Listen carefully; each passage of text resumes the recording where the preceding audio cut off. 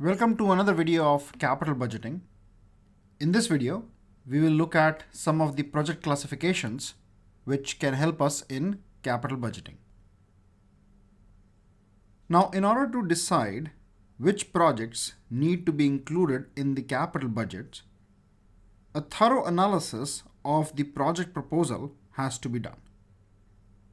Accordingly, firms generally categorize projects and analyze them in each category somewhat differently. So let us look at some of the categories in which projects can be categorized. The first category that we'll look at is that of replacement projects, mainly for maintenance of business. Now, in order to run the business operations, capital equipment is used, such as machinery, computers, etc. These equipment may get worn out or damaged with time.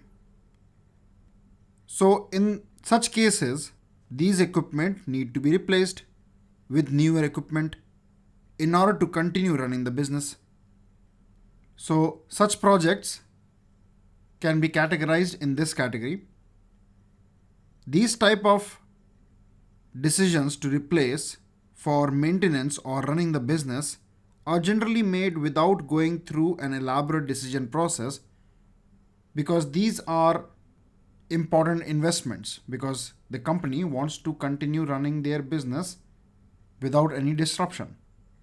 The second category that we look at is that of replacement projects with the main purpose of cost reduction.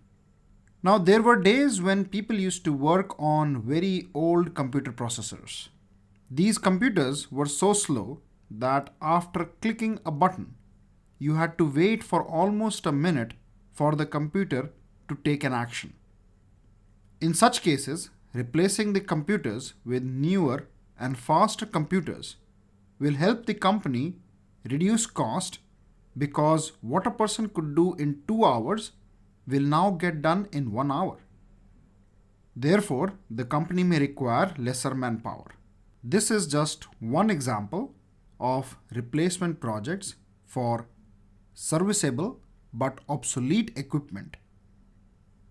So this type of projects can be categorized in this category for replacement, because they'll provide cost reduction. So since the work is still going on with the slower equipment, decisions to undertake this category of projects are not mandatory, and a fairly detailed analysis is generally done. The third category is of projects which can help in expansion of existing products or markets.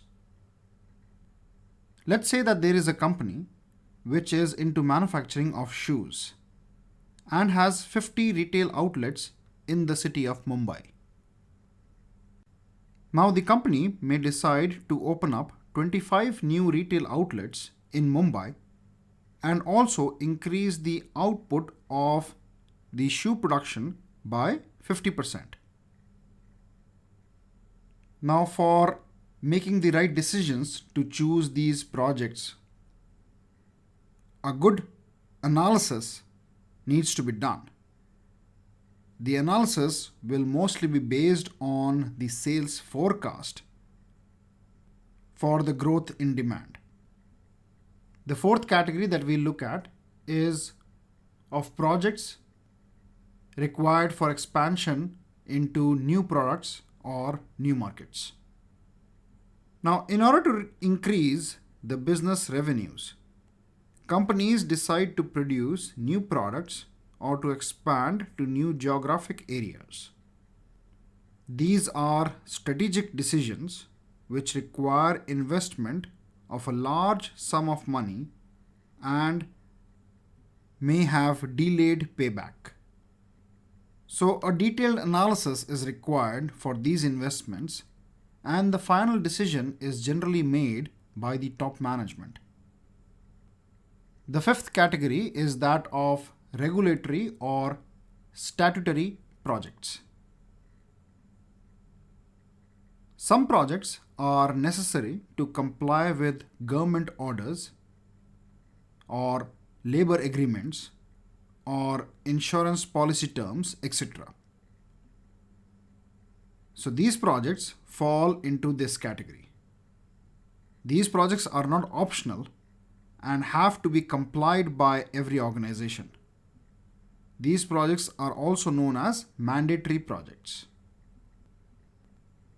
The sixth category that we'll look at is of other projects, which may include projects for office building improvements, parking lots, etc.